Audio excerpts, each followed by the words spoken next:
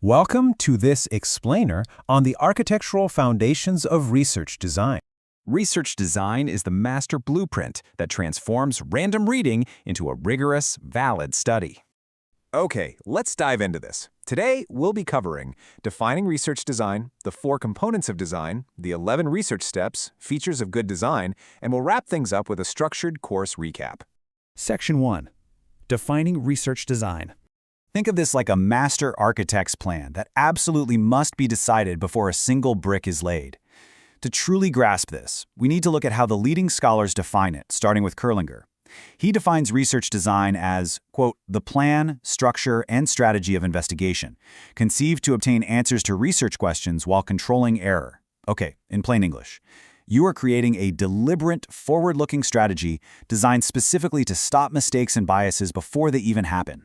And here's a fun fact: poor research design is literally the #1 reason academic studies get rejected from journals. So this blueprint is your ultimate defense against drawing the wrong conclusions. Now let's look at our second academic definition, from Seltitz, Jehoda, Deutsch, and Cook.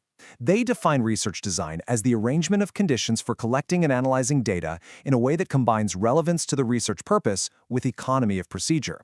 Notice the delicate balance there. You absolutely must be relevant to your research purpose, but you also have to be economical with your procedures, meaning you have to respect the real-world limits of time and budget. Taken together, these 2 definitions really highlight the vital difference between just casually reading around a topic and actually conducting a formal study. Section 2. The 4 components of design. To build this master blueprint, we're going to use Cathari's standard framework, which rests on 4 essential pillars. First up, you need to choose exactly who or what you're going to study. The formal term for this is sampling design. Basically, your sampling design dictates how your items or sources will be selected. If you're doing doctrinal legal work, this means deciding exactly which statutes, cases, and jurisdictions you'll cover, and you have to justify why. On the flip side, if you're doing empirical work, this means deciding on the probability or non-probability sampling of actual real-world people or records. Second, you have to decide the exact conditions under which your data will be gathered.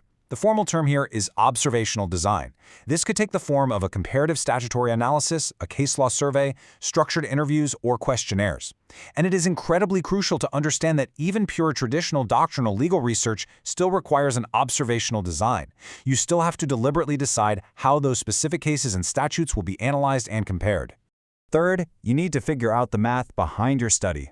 Specifically, how many items are you going to examine, and how will that collected data actually be analyzed? The formal term for this is statistical design. Now keep in mind, this component is mainly relevant when your research has an empirical or quantitative element, like tabulating survey responses from a large group of people. Finally, you need a concrete plan for execution, your timeline, and your sequence. The formal term is operational design. This is the phase where you bring those first 3 components together. It outlines the actual techniques and the specific sequence you'll use to carry out your sampling, observational, and statistical designs out in the real world. And this brilliantly illustrates how all 4 components work together in practice. Let's look at a concrete dissertation question. Has India's shipping legislation adequately incorporated MLC 2006 Seafarer Welfare Standards?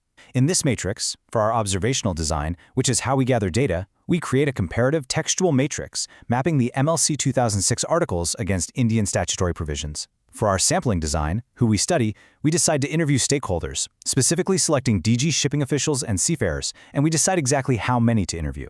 For our statistical design, how we analyze the numbers, we determine how those interview responses will be coded and tabulated. And for our operational design, the sequence, we decide to map the MLC provisions first, then map the Indian law, cross-reference the gaps, and only then use our interviews to check whether the gaps we found on paper actually play out in practice. It's doctrinal and non-doctrinal design working perfectly together in one study. So, to restate the golden rule, every rigorous study must intentionally combine who you study, how you observe them, how you analyze the data, and the sequence in which you do it all.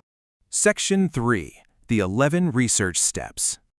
Now that we have our blueprint's pillars in place, we're going to walk through the exact sequential timeline of creating and executing a study. But before we look at the steps, we need to clarify a vital distinction that really trips up new researchers, especially when dealing with the law. So the crucial point is understanding the difference between a scientific hypothesis and a legal research question. A scientific hypothesis is a testable claim. For example, does law X reduce harm Y? You can test that with hard data. However, legal research often deals heavily in normative queries, questions about what the law ought to be. These normative questions just aren't always testable as a strict scientific hypothesis, which is exactly why legal research frequently relies on a broader research question rather than a rigid hypothesis. Keep this distinction in mind as we go through the steps. Here's how your study actually comes to life. Step 1. Formulate the research problem. Step 2. Conduct an extensive literature review to see what already exists out there. Once you know the landscape, you move to Step 3. Develop your hypothesis or your research question for those normative issues. Step 4. Prepare the design, choosing your doctrinal, empirical, or comparative methods. Step 5. Determine your sample design. And finally, Step 6. Step into the field and collect your data. That can mean gathering primary legal statutes, or it can mean actually conducting your surveys. Let's move to and see how this builds to a conclusion. Step 7. Execute the project. Step 8. Analyze the raw data you've gathered. Step 9. Test your hypothesis against those findings. Step 10 is absolutely crucial. Generalization and interpretation. This is where you figure out what your specific findings actually mean for the wider world. And Step 11? Prepare the final report. This is the rigid, unbending sequence that every valid study follows. Section 4. Features of good design. Okay, you've built your blueprint and followed the steps, but how do examiners actually judge whether your foundation is fundamentally sound? Now, what's really interesting about this slide is the tension it reveals. A good research design has to be flexible enough to adapt to unforeseen challenges in the field, yet it must be highly structured to minimize bias and maximize reliability. It also must be completely appropriate to your specific objective. Furthermore, as Celtis reminded us earlier, it's got to be efficient and economical in terms of both time and cost. A truly masterful researcher is one who balances this rigorous structure with the absolute flexibility required by reality. Section 5. Structured Course Recap. We've covered a tremendous amount of ground today, so let's carefully walk back through exactly what we learned, in order to really cement this foundation in your mind. First, we explored the meaning of research design. We looked at Kerlinger's definition, emphasizing it as a plan and strategy specifically conceived to control error.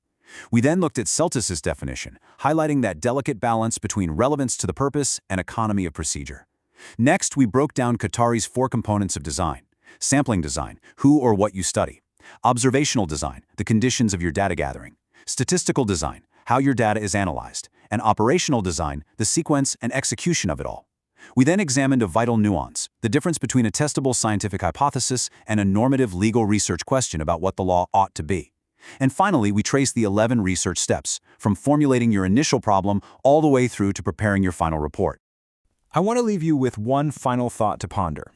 If a master blueprint is literally the only thing that prevents a building from collapsing under its own weight, how much time, money, and resources might you completely waste if you start collecting data without a strict research design? Always remember, plan first, research second. Thank you so much for joining me in this explainer, and I really commend your dedication to mastering this essential framework.